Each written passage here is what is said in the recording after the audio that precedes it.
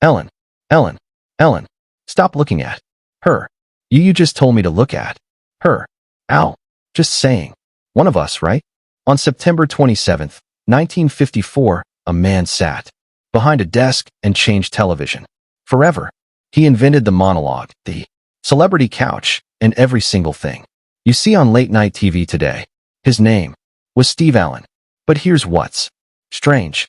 NBC destroyed almost all his episodes. They gave credit to someone else. When he died in 2000, most people didn't even know he created the Tonight Show. What they did to him wasn't just unfair. It was calculated. And the real reason why will shock you. Steve Allen was born on December 26, 1921 in New York City. His parents were both vaudeville performers. His father, Carroll Abler, who used the stage name Billy Allen, died of a heart attack when Steve was just 18 months old. That moment changed everything.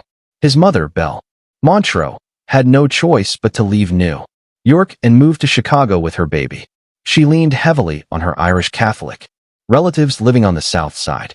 Life there was far from the lights and music of vaudeville. It was harsh, unstable, and filled with struggle. Steve never forgot the absence of his father or the fear that came with not knowing if there would be enough money. That early loss stayed with him. It created a need in him, a hunger to prove himself, to find stability, and to make something lasting out of a life that had started with so much pain. Belle Montreux was known for her sharp wit. Even Milton Berle once called her the funniest woman in vaudeville. On stage, she made audiences laugh. Offstage, though, she was a single mother, juggling two full-time jobs, raising Steve and trying to keep her career alive. The applause didn't pay the bills. To make ends meet, she toured constantly, often leaving Steve with relatives. He grew up watching his mother work tirelessly, but still struggled to provide. That contrast, public success and private hardship, shaped Steve's thinking. He learned early on that applause didn't always mean security.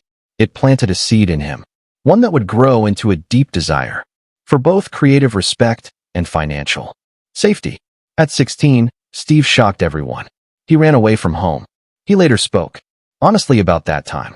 He talked about learning to beg and how humiliating it felt, but also how much it taught him. He said it showed him what rock bottom looked like. Those days on the streets were painful, but they also hardened him. They gave him grit. He became determined never to feel that kind of helplessness again. The experience made him more than just resilient. It gave him empathy. He knew what it felt like to be desperate, and that feeling stayed with him even after he became successful. Despite the chaos, Steve had a gift. He could play the piano without ever being taught. He learned by ear, spending hours in his grandmother's home in Chicago, practicing over and over until the sounds matched what he imagined. By the time he was a teenager, he was playing in small clubs and making people laugh. In between songs, he was doing more than performing. He was developing a style, fast, funny, clever, and musical. This mix of comedy and music became his signature. It wasn't just entertainment. It was his way out.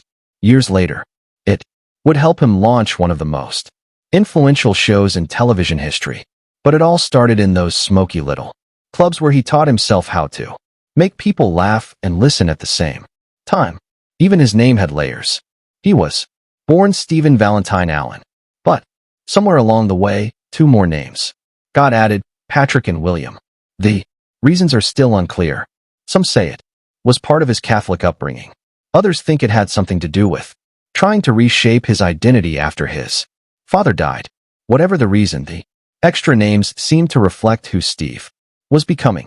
Someone with many sides, many talents, and more than one role to play.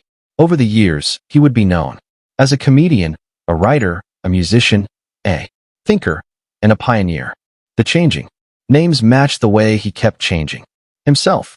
In 1942, when Steve was just 20 years old, he made a bold choice. He dropped out of Arizona State Teachers College during his sophomore year. He wanted to follow something different. That same year, he got his first job in Radio working at KO in Phoenix. At KOY, he did something no one else was doing. He didn't follow scripts. He talked about current events, made jokes on the spot, and played the piano live. It felt real, not rehearsed. Listeners loved it. He created a show that felt like a conversation, not a performance. By the end of the year, his show was the most popular in Phoenix. Crowds would pack into the studio just to watch him work. That energy would later become the blueprint for everything we now know as late-night television. But just as things were picking up, he got drafted into the Army during World War II. His career had to stop. It didn't last long, though. Steve had asthma, severe, disabling asthma that made him too sick for military service.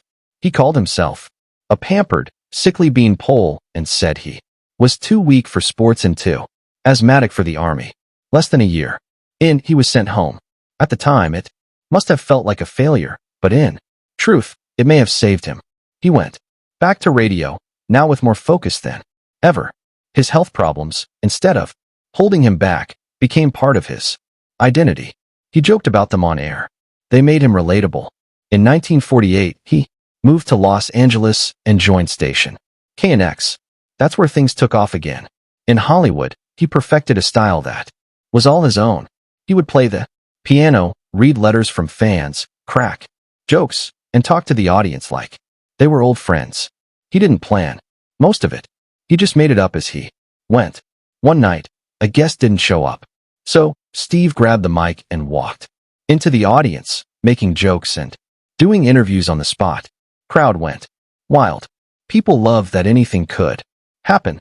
That moment changed everything. He kept doing it. The show got longer. More people came to watch. Soon it was the most popular nighttime show in Los Angeles. That kind of success didn't stay off TV for long. On Christmas Day, 1950, The Steve Allen Show premiered.